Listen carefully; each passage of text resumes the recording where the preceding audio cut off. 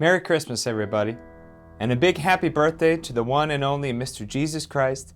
And Jesus, if you're watching this, I do hope you take some time this year for yourself to enjoy your special day. We love you and thanks for everything you do for us. 27 years ago today, my wonderful parents gave me this guitar for Christmas.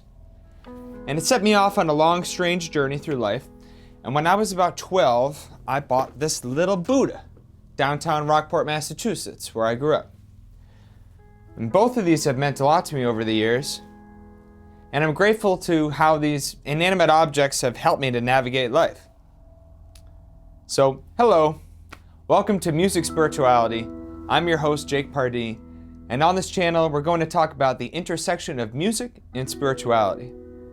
I've been a musician for my entire life practically, and throughout the years, I've studied the technical aspects of music making, but I've also always just been a fan of music.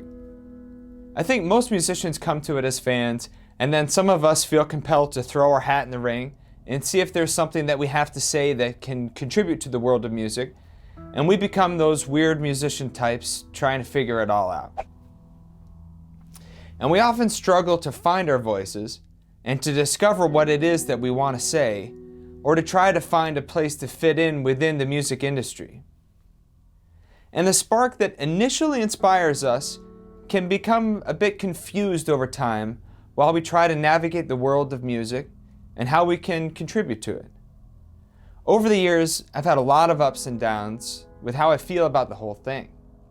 Sometimes I feel happy about my playing and my connection to other people with my music, but there's been a tremendous amount of conflict and difficulty that comes from not knowing how I can find a way to express myself musically.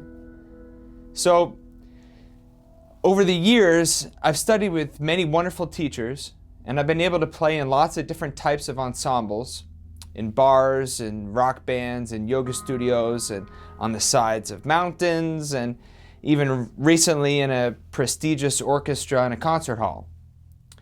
But what I keep coming back to is picking up my instrument every day and feeling a wonderful peace that comes from the relationship I've built with it, creating sound over the years, just a natural expression of sound itself. The power of music has shaped my life and influenced how I think about who I am, and it's informed my belief system, my identity, my politics, and my spirituality.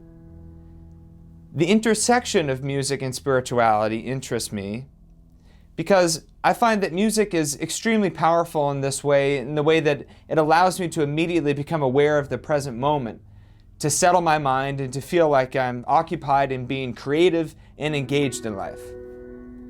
So I became interested in spirituality when I was in 7th grade when I learned about Buddhism in history class. We looked at a chart of the world's religions and I saw that every religion had an answer to all of the major questions like which belief in which god or gods, what happens to you when you die, what the ultimate achievement one can make or attain within the religion. And with Buddhism, it seemed like in each category there was a bit of a, well, it's complicated, and a bit of a mystery that I found to be really intriguing. So as a teenager, I stayed interested in Buddhism, and I had my little statue, and I would rub his belly, and I knew nothing about the Four Noble Truths or the actual teaching of the Dharma. And this little Buddha just made me happy. And I was raised in the Catholic Church, and I did go to Sunday school, but I'm a Sunday school dropout, and I never was confirmed or anything. But I always go back to reading the Bible, and I really enjoy it. I love how the stories have been a part of a lot of the music that I've loved over the years. So I'd say that the three biggest influences in my creative life have been Jimi Hendrix, Bob Marley, and John Coltrane. And a tremendous amount has been written and said about all three of these individuals, and I'm sure that anybody watching or listening, you probably know a lot about them and have probably heard a lot of their music. And for those of us who consider them to be heroes and guides along a musical path, these three individuals have something wonderful and very powerful in common. They seem to be tapping into a source of energy that's beyond what mere mortals are able to connect to. So over time, I would study these big three artists, And I always considered them to be doing something that was beyond what I was capable of. And more than just like a technical musical accomplishment type of thing. It was the fact that I thought that they were tapped into a cosmic force that for whatever reason I wasn't able to access myself. And most musicians weren't able to access themselves. And ultimately that's probably not healthy because it leads to a lot of imposter syndrome. And what I really wanted to do was to just express the cosmic beauty with my guitar. So over the last few years, I've been thinking a lot about my heroes, and I've been working on humanizing my image of them. My shift in thinking about them as gods towards thinking about them as humans has actually increased my admiration for them because it allows me to see how amazing it is that they were able to create works of such beauty while still being human, just like you and me. So because a whole lot has been said about Jimi Hendrix and the way that he plays guitar and what his amps sound like and which kind of pickups he used and not a whole lot about where his music came from deep down, I want to talk about his concept of the electric church music. And because a lot has been said about Bob Marley and his background and his incredible influence on all of us around the world, I want to talk about his relationship with God and how John Rastafari, Emperor Haile Selassie I, directly influenced his music and how that music has brought people across the world together.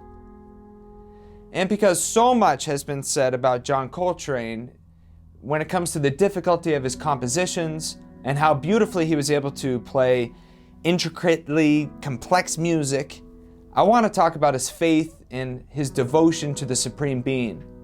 Because when I hear John Coltrane, I hear the sound of humanity calling out to God and the pain that he's expressing of feeling separate from God and reaching out. So this channel will be about music spirituality. It won't be about how to play music, and it won't be about how to become enlightened. And I'm not a guru, and I do not have the answers to life's most foundational questions about the nature of reality, but I love our life together here on earth, and I know that music is the way we can transcend all of our misunderstandings. We have an enormous amount of challenges in our world. We are entering a truly unprecedented era of technology, and we're going to see how it plays out in our lives. Music itself is being created synthetically with technology, and I'm here to talk about the sounds of humanity and how for an extremely long time we've just cried out into the void. We're going to investigate and discuss how we find deep connections to ourselves and each other through music, and I'm going to try to be fair and to look at many different religions, the cultures of many different peoples, and to also include people who are atheistic or non-theistic, because I believe music is a universal language and the spirit of music is also universal. So, let's begin. Our story will be told non-chronologically, though it will begin at the beginning of time.